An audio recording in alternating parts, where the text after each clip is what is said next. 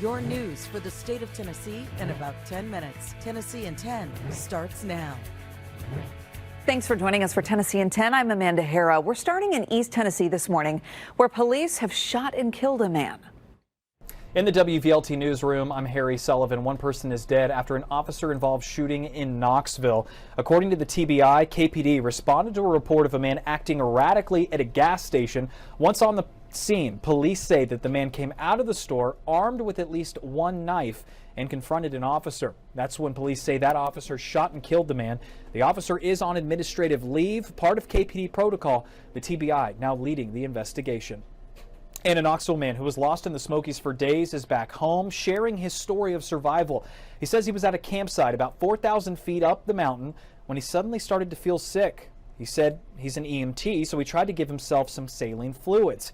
During that process, he says he passed out with the IV in his arm. Several hours later, he said he woke up with the needle still in and he was bleeding profusely. On the way down the mountain and sitting by the creek bed, that was another experience in itself. Like, there was almost certain I died for a little bit, but then something lifted my head. I don't know what happened with that. There was 3 separate times something lifted my head and brought me back. Well, he was able to find another hiker on the mountain who was able to put him in the back of his truck and take him to safety. He's doing okay this morning. He says he just wants to talk to his girls who live in Florida. In the WVLT newsroom, I'm Harry Sullivan. Back to you. A Memphis officer who was killed in the line of duty died from friendly fire. That's according to the Shelby County District Attorney's Office. Officer Joseph McKinney was killed during an early morning shootout with 2 teenagers on Friday. Investigators say they believe the 2 teens did not kill the officer as initially reported. But the DA's office says they still believe that the 17-year-old's actions are the real cause of Officer McKinney's death. The father of missing teen Sebastian Rogers has now hired 2 private investigators, and we're learning they are not the first ones to help in the case. Seth Rogers says 2 others hired early on in the case were fired because of a lack of results.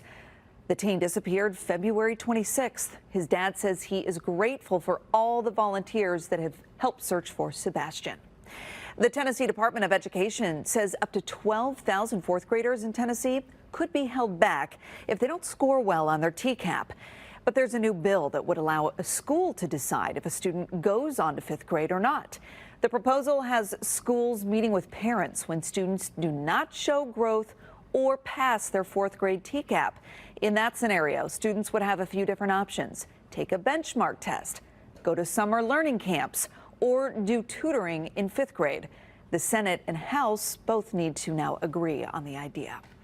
First Alert meteorologist Stefano DiPietro joining us. Some bumpy weather ahead. Certainly, and really bad timing with a lot of this that's going to be through the overnight hours across a lot of the state. So let's talk about the severe weather threat. It's a lower end threat as we look out toward East Tennessee, so Cookeville, Knoxville, Chattanooga. A 1 out of 5 on the scale, but something that's still not to be ignored as you get toward Middle Tennessee and Southwest Tennessee. So Memphis, Lawrenceburg areas, and Nashville. A little bit higher end of a threat, 2 out of 5 on that scale. The highest threat right now is in far northwest Tennessee, I guess I should say rather, and parts of southwestern Kentucky. That is a 3 out of 5. The timing late today and overnight tonight. The main threats: damaging wind gusts, heavier rainfall. Thankfully, the tornado threat is on the lower side, but it's not necessarily zero, so it is something we'll keep an eye on as the day goes along. Middle of the afternoon looks great with pretty good sunshine. We should start to see the first showers and thunderstorms bubble up as we get toward the late afternoon, mainly out in West Tennessee. Look at the temperatures, though, well into the 80s. One of the things that'll be a big player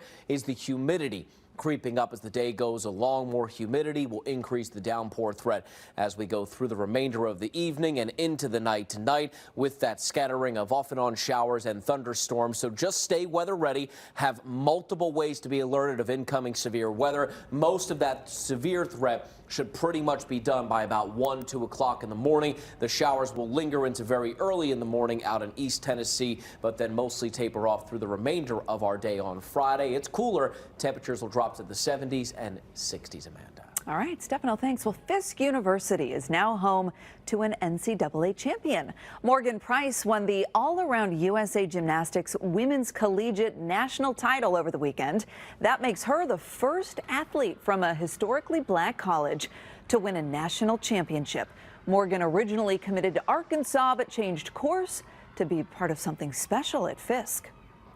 My decision was more than gymnastics as well. It was more to just inspire the younger generation so that they know that they can be an HBCU gymnast as well and they can compete with the best of the best. Just because we're at HBCU and we might not have as much as other schools have, we can still compete with the best of the best and win.